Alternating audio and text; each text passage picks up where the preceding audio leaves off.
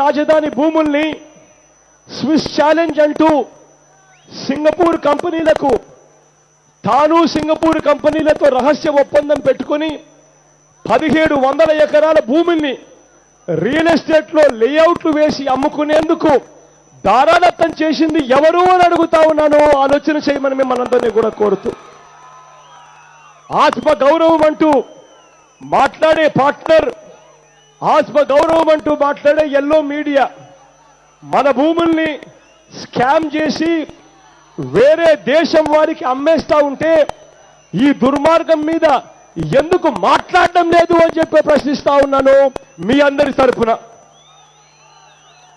Land pooling ఇవ్వనందుకు ఏకంగా పొలాలను తగలబెట్టించింది ఎవరు అని ఒక్కసారి ఆలోచన చేయమని అడుగుతా ఉన్నా. రాజధాని నిర్ణయానికి ముందే తన వారితో 1000 ఎకరాలను భూమిని కొనిపించి ఇక్కడ వారి దృష్టిని విజయవాడ ఇటు కాదు విజయవాడకు అటువైపున రాజధాని వస్తా ఉంది అని చెప్పి మభ్యపెట్టి వేరే ప్రదేశాలలో రాజధాని వస్తా ఉంది అని చెప్పి ప్రజలను మభ్యపెట్టి ఆ తర్వాత తాను తన బినామీలు ఇక్కడ భూములు కొనుక్కున్న తర్వాత రాజధానిని ప్రకటించింది ఎవరు అని ఒక్కసారి ఆలోచన చేయమని అడుగుతా ఉన్నాను మీ అందరితో. ఇది ఇన్సైడర్ ట్రేడింగ్ కాదా అని అడుగుతా ఉన్నాను మీ అందరి తరపున. చివరిగా నేను ఒక్క మాట చెప్తా ఉన్నాను. జగన్ కట్టుకున్న ఇల్లు ఎక్కడా అని అడిగితే ఎవరైనా చెప్పేదేమిటి? అదుగో తాడేపల్లిలో కనిపిస్తుంది జగన్ కట్టుకున్న ఇల్లు అని ఎవరైనా చెబుతారు. కానీ అదే చంద్రబాబు కట్టుకున్న ఇల్లు ఎక్కడా అని అడిగితే హైదరాబాద్ లో జూబ్లీ హిల్స్ లో ఇల్లు కట్టుకున్నాడు అని చెప్పి ఎవరైనా చెబుతారు. అమరావతి మారుస్తాడంట.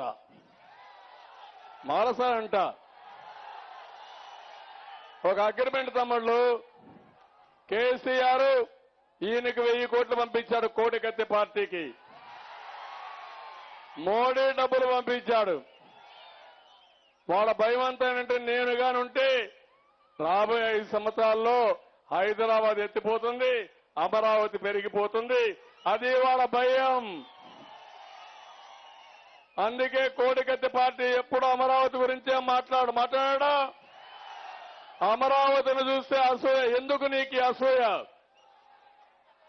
రైతులు భూములు ఇస్తే తమ్ముళ్ళు ఇన్సైడ్ ట్రేడింగ్ అంటాడు.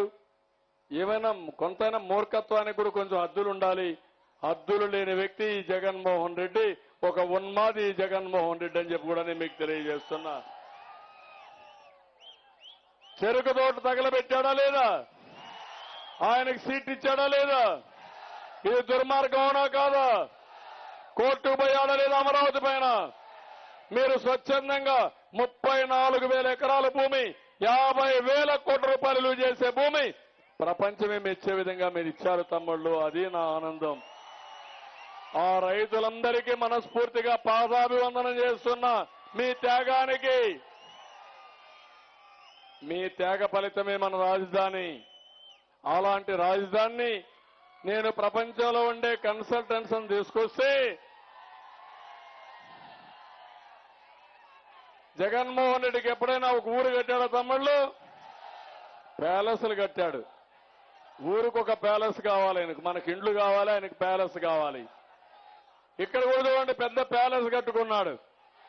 అంటే ఈ వ్యక్తికి విలాస జీవితం, ప్రజాధనంతో తప్పుడు లెక్కలు, తప్పుడు ఆలోచనలు, మంచి ఆలోచన లేని వ్యక్తి, వేరే వాళ్ళు బాగుపడితే చూడలేని వ్యక్తి ఈ జగన్మోహన్ రెడ్డి అని చెప్పి కూడా నేను మీకు తెలియజేస్తున్నా. తెలుగు ఇక్కడుండే ఆంధ్రులకందరికీ పౌరుషం ఉందా లేదా? అమరావతి సాక్షిగా చెప్పండి, మీరు పౌరుషం ఉందా లేదా? తమ్ముళ్ళు నిన్న మాట్లాడుతున్నాడు ప్రత్యేక హోదా. నేను కూడా ఒప్పుకుంటున్నాను. ఎప్పుడు ఒప్పుకున్నావు కేసీఆర్ అని అడుగుతున్నా. ఎన్నికల ముందు ఒప్పుకున్నావు. దేనికి?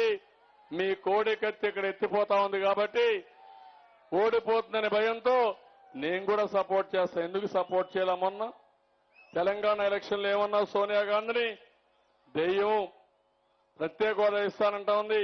మేమేం కావాలి, మాకు కూడా కావాలని మాట్లాడాలి లేదా తమ్ముళ్ళు అని మిమ్మల్ని అడుగుతున్నా. పార్లమెంట్ లో మనం నో కాన్ఫిడెన్స్ పెడితే దానికి అపోజ్ చేశారా లేదా తమ్ముళ్ళు? పోలవరం ప్రాజెక్టుని సుప్రీంకోర్టులో వేసి కట్టకూడదని చెప్పారా లేదా తమ్ముళ్ళు? నాగార్ సాగర్లో నీళ్లు రాకుండా అడ్డుకోవడానికి హక్కు వాళ్ళకే ఉందని అబ్జెక్షన్ చేశారా లేదా తమ్ముళ్ళు? తాగడానికి నీళ్లు రాకుండా చేశారు.